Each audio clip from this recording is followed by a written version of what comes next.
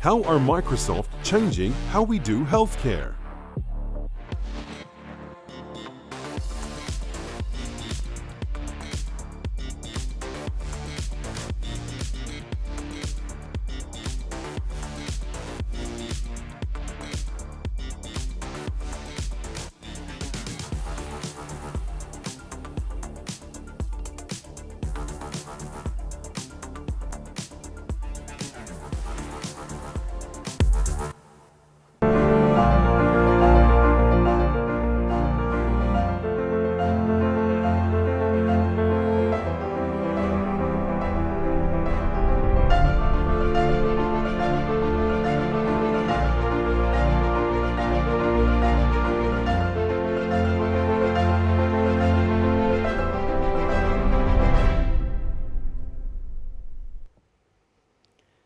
Good morning, everyone.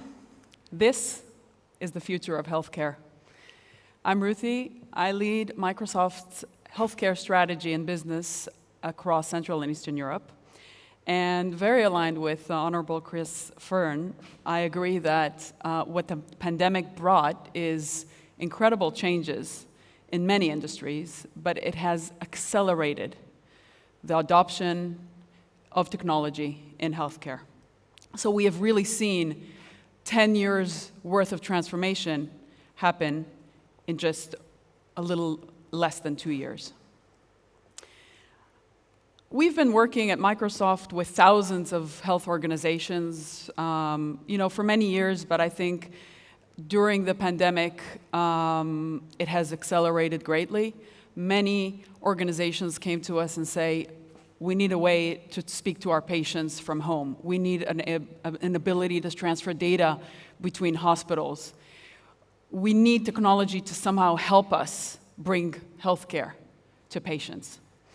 And from working with these health organizations, with health payers, with clinics, and also with patients, we realized that there's a new vision of what healthcare is going to look like. And this new vision is based on the fact that there is a consumerization of healthcare. Patients do treat the services they get as consumers, and they want to have a holistic view of their care, and doctors and caregivers want to have that holistic view of the patient. Like we said, the data has to travel with the patient, and that's key. We want to increase the patients served, because doctors, caregivers spend a lot of time doing administrative work, bureaucracy work.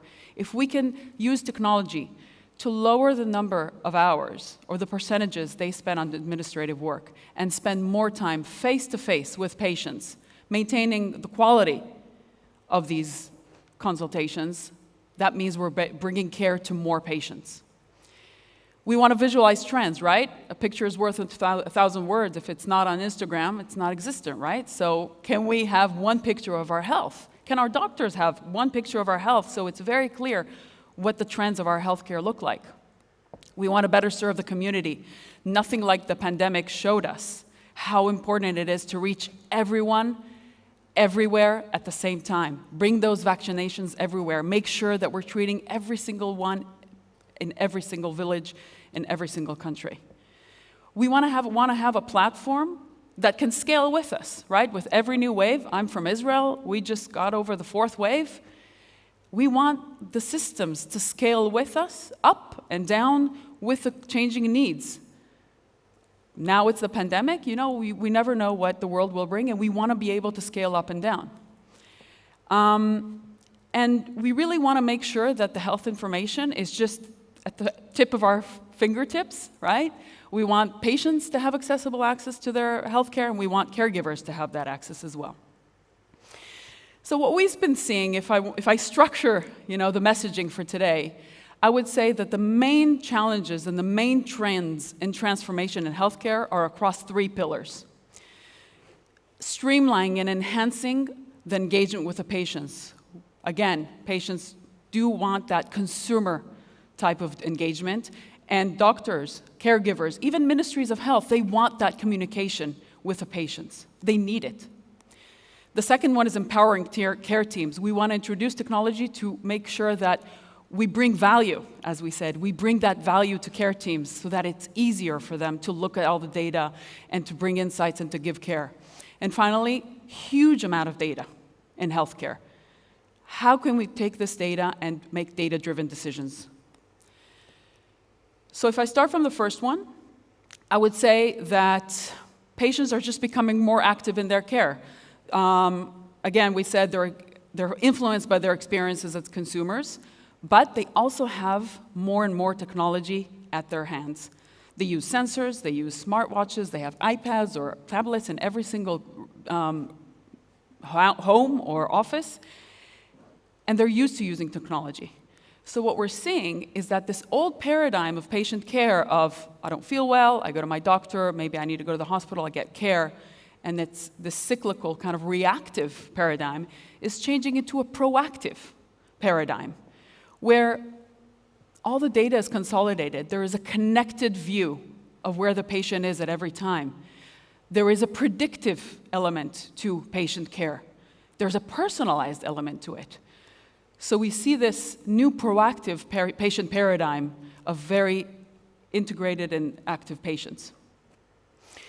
What we're seeing, like we said, nobody wanted to do telemedicine a few years ago. In 2019, 11% of people were even considering telemedicine.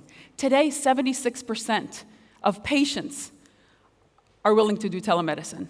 I was talking to my mom the other day, and she said, I have an appointment with my doctor. I said, oh, you're going to the clinic? She's like, no, I'm not going to go to the clinic if I don't have to. So really, this has become the norm, which is amazing, because if we can bring more and more telemedicine to these procedures that it's natural for them, that's more efficiency. That means we can bring better care to more people. Or just the fact that 52% of web browsing is actually done from your mobile. So you're actually getting care from your mobile, right? That's technology right there at your feet.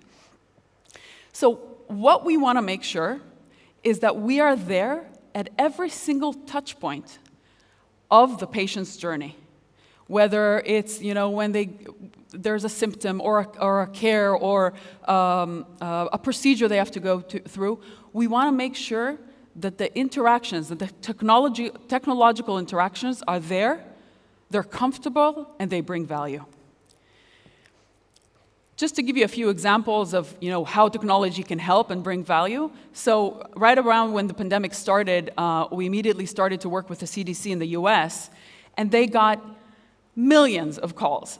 What do I do? What is this pandemic? These are my symptoms. How do I treat them? Do I have COVID?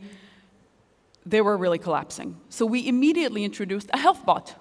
Very, very simple. A health bot takes hours to deploy. Not days, not months, hours. Immediately. And, it starts with a logical decision tree of the major questions and answers that a person asks a health bot about COVID, because most of the questions repeat. And it also has a small AI feature with a sentiment analysis that senses when a person needs to talk to a caregiver, when it's not enough, those questions and answers, when we need to transfer them to a caregiver. Or a symptoms checker that can gradually, as the conversation goes on, ask more and more questions about the person's symptoms and analyze if they might have COVID or not. Or Nuance, who built a new examination room, right? We're all used to, when we went to the doctors, to sit in front of the doctor and have a laptop in between and have the doctor type.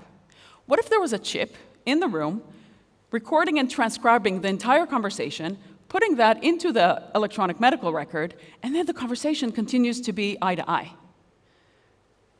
That's what Nuance are doing. Or navigating through care. So Cincinnati started building an app just to navigate through the hospital, right? Because it's often hard to navigate through a hospital. But then they realized this app actually helps parents navigate through their children's care. What is the next appointment? Where am I supposed to get the test? And where is the next radiology test? So that's where technology really helps. The second pillar is empowering care teams, and here really it's about giving care teams a secure platform where they can coordinate and collaborate. 40 to 60% of the time caregivers spend is on collaborating, consulting each other, talking about cases. What if technology can help them? What if we could just send pictures of patients on a secure and private platform, still keeping the privacy aspects, and immediately get answers from doctors that we need to consult with. Or virtual reality, which we'll see in a minute, where we're seeing more and more use of virtual reality in hospitals and beyond hospitals. And also, we need to make sure that everything is secured by end-to-end security and privacy, because we are seeing a big trend in security breaches. So just to give you a few examples, Ichilov Hospital from Tel Aviv, or Suraski Hospital is the new name. They introduced Teams for their oncological department, because oncology patients, they need to go through many departments. So coordinating that care with Teams and bots suddenly, created the whole collaboration piece. It made it much simpler and much easier. And then they were also able to open that to the patients, and the patients were able to connect directly to the doctors and to the department heads in a very secure and moderated way, but they were able to see what their care is going to look like, which is very critical. Or HUS, which is the Helsinki University Hospital that does remote consultations when doctors are not in the hospitals. They're remotely looking at images from their mobile phones. Or Regina Maria, who built a full-blown virtual clinic treating patients from all over Romania.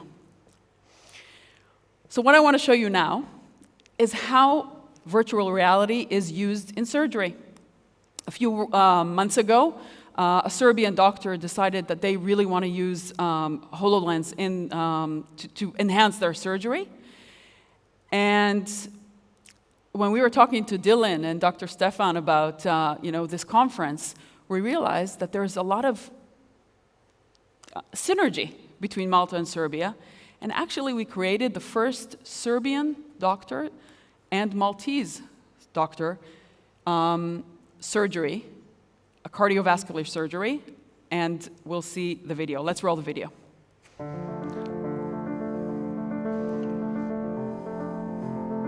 After the successful first surgery performed in Serbia supported by HoloLens, the best practice continues. For the first time, doctors from Serbia and Malta have performed a real-time cooperation. Remote medical consultation has been enabled in University Hospital Center. HoloLens technology enables blend of digital and physical world objects. Kada donosimo važne odluke, kada imamo dileme, kada treba da se konsultujemo sa kolegama koji nisu tu, a možemo da ih vrlo brzo privedemo onome što mi vidimo, što mi čujemo, osjećamo, a kroz virtualne snimke, kroz mešanu realnost koju ovaj uređaj kreira, možemo da ih uključimo u ceo slučaj.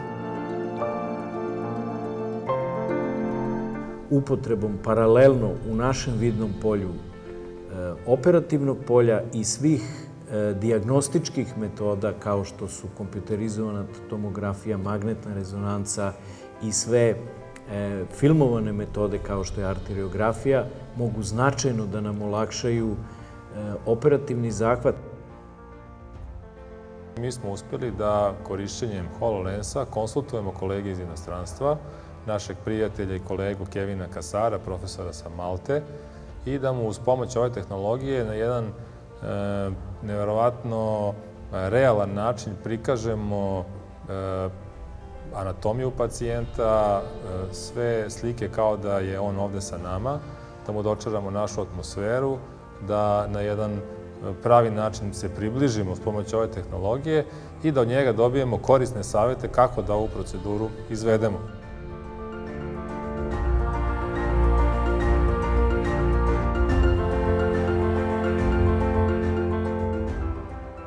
We are in the second surgical clinic in Belgrade, clinic for vascular and endovascular surgery.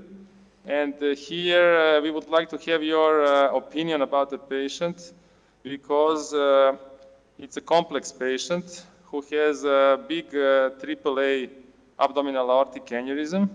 I can show you. So let me tell you about the patient. He is 73 years old, and he has previous abdominal surgery, colorectal surgery, and with a stoma that was then closed, and he has a hostile abdomen with a huge hernia in the front of the abdomen, in the abdominal wall. On the other side, he has a cancer of the lung, and he has a cardiorespiratory insufficiency, he has COPD and low ejection fraction. So he is kind of high-risk patient with a big aneurysm, and I can now show you the aneurysm here. Can you see the rotating image? Yes, yes, I can see it, Igor. So as you can see, it is a kind of short neck aneurysm with a calcified iliacs. What do you think? How does it look to you? Yeah, so yeah, I can see there, firstly on the left side, especially the external iliac origin is steno, so in terms of access. In terms of the aneurysm itself, what I can see is that the nice thing, although it's a short neck, is that the left renal artery is higher than the right. Okay. Which gives you obviously the possibility of doing a chimney in the right, and then coming up with your covered part of the stent right up to the left renal. That you will have just the one chimney rather than two. So, thank you. So you think about this, you can see I'm showing the renal left, Yes. right renal is lower, this one that I'm showing you. This, do you mean about that, Yes. huh? Okay. Yes, yes. Za komunikaciju sa kolegama u inostranstvu uspjeli smo da stvorimo uslove da iskoristimo takozvani Virtual Surgical Intelligence software firme Apoklar, koji bi trebao da nam omogući mnogo precizniju i bolju komunikaciju na distancu sa kolegama koji mogu da nam pomognu u našem poslu. Significant reduction in the exposure of medical staff in the COVID red zone. Instead of 3 doctors, only 1 doctor enters the red zone, and the retention of that 1 doctor within the zone is shortened since documentation is completed by doctors who are at remote location. Consultations at key moments of diagnosis or surgery with fellow specialists and experts who are at a remote location. Reduction of doctors' and patients' exposure to radiation during certain surgical interventions when 3D holograms from CT, MRI images are mapped to the patient's body.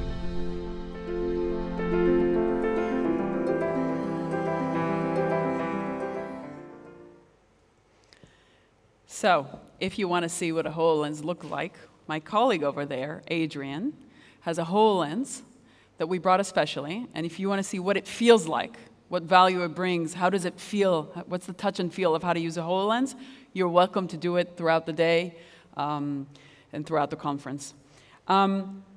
So we've realized that there's a lot of surgeons and doctors using HoloLens. So the funny thing is, yesterday, we were preparing for this talk, and in comes Dr. Azopardi, and turns out he is one of the leading laser surgeons in the UK, and he has been using HoloLens, for several years now to make scarless plastic surgery. And the more we see that, for me, for somebody who cares about healthcare and cares about technology and works for Microsoft, to see that this really brings value to surgeons and to doctors and to patients. He actually lets patients see through their HoloLens what he's doing during the surgery. I mean, that's fantastic. So it's really endless what we could do with this innovation. Finally, data. Data is the oxygen of healthcare. There is petabytes of data sitting in healthcare systems. It doubles every 2 years, probably by now every year. 90% of this data is unstructured and can't really be used for making data-driven decisions. So how can organizations harness the power of their data? How can they consolidate systems? How can they make the data more structured so that then we can apply analytics, then we can apply operational insights, clinical insights? Data is coming from everywhere. It's not only coming from the structured EMR data that we have. It's also coming from population health data, from operational data that has to be taken into consideration, but also sensor data, and also imaging data. And there's a lot of unstructured data that we need to consolidate into one full view of the data in order to really use the data for data-driven decisions.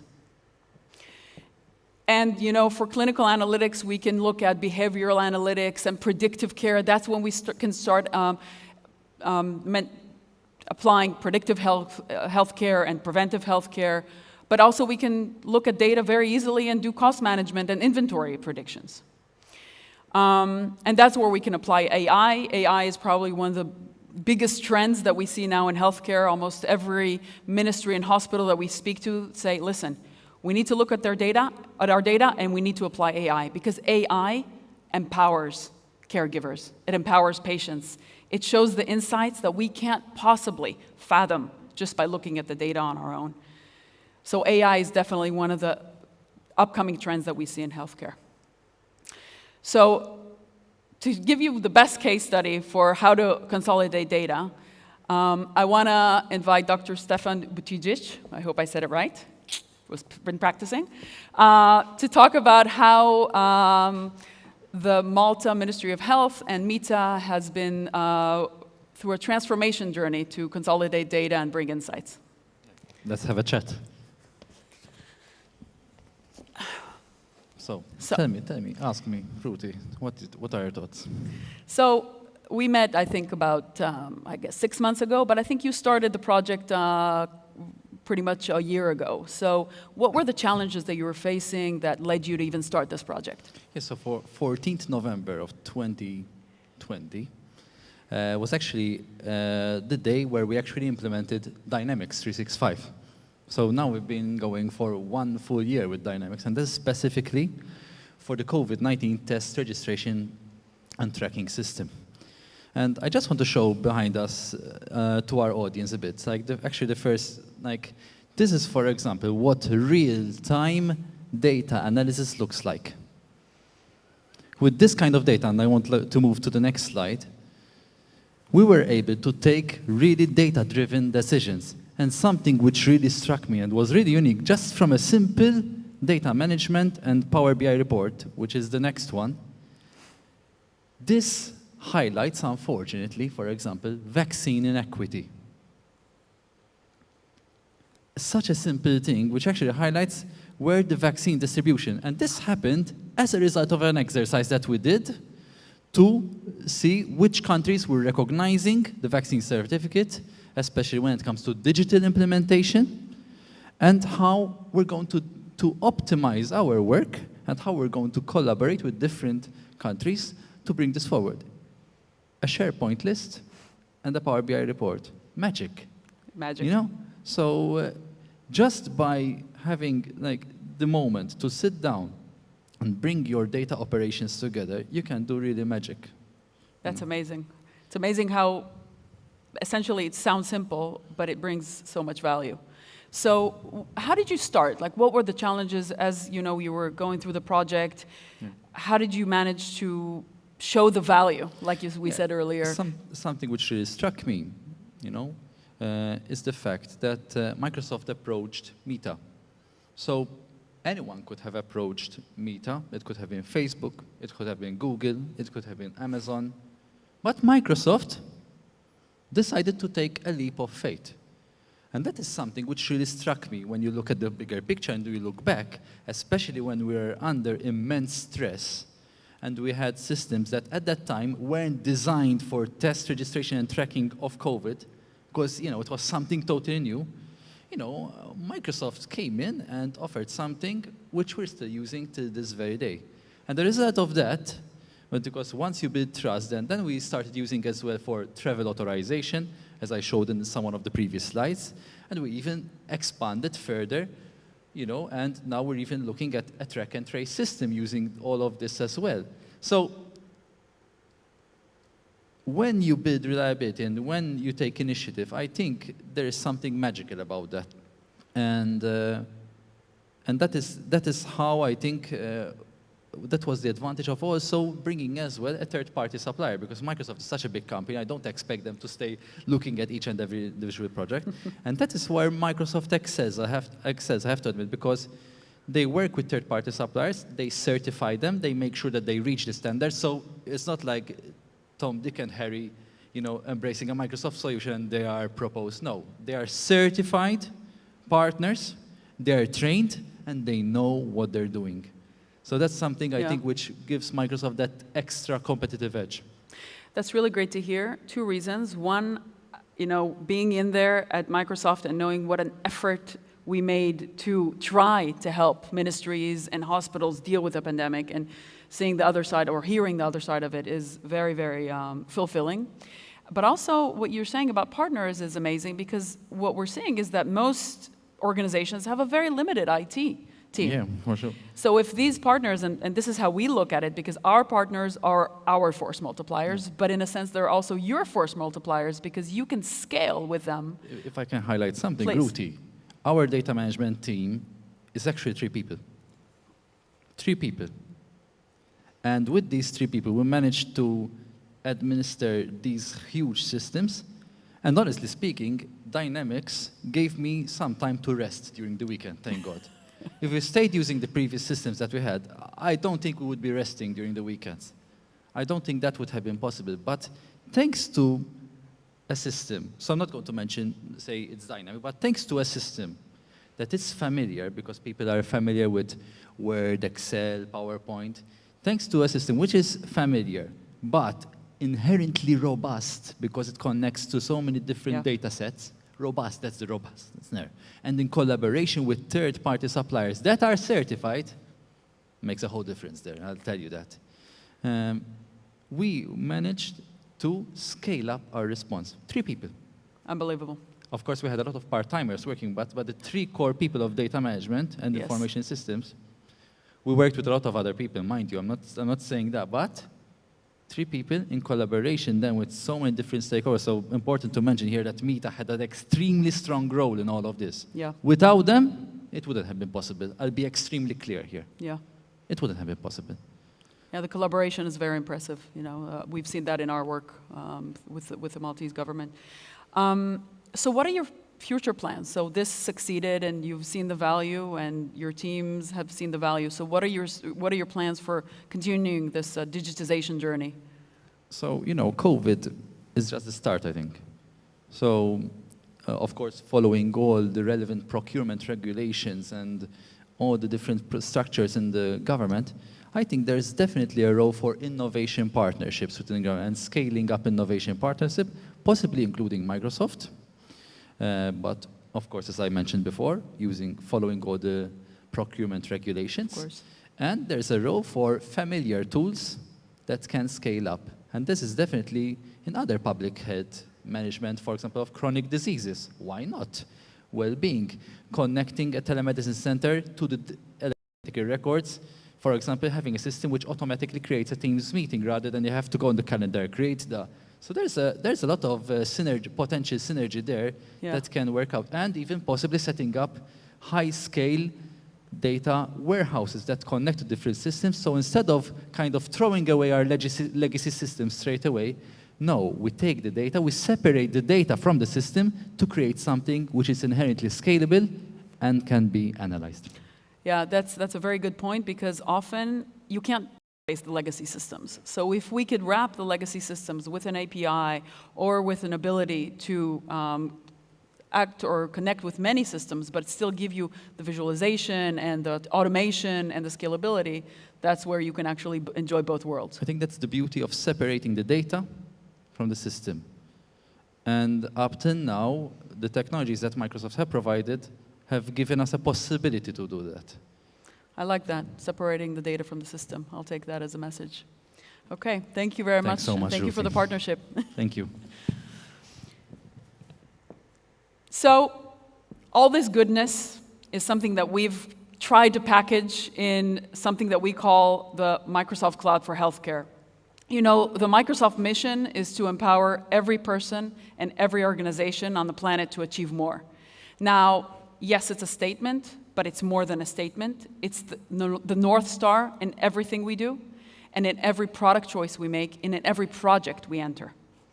So the Microsoft Cloud for Healthcare is the first industry cloud where we tried to bring out-of-the-box capabilities to healthcare organizations that speak and understand the reality that healthcare organizations, and especially healthcare providers, deal with. So yes, it's based on the Microsoft platforms, but there is a layer, that industry layer, that is suitable for healthcare organizations like the Ministry of Health or Meta or hospitals, with data models that speak healthcare, with connectors that speak healthcare, and with partners. So the partner ecosystem is key, because the partners are the ones that eventually are the last mile to the end customer, to the hospital, to the Ministry of Health, because they know how to take a platform and make it customizable to your needs and to your requirements. So with that, I hope you got a few ideas on what could be possible with technology in healthcare, and I want to leave you with a thought of how you will transform healthcare. Thank you very much.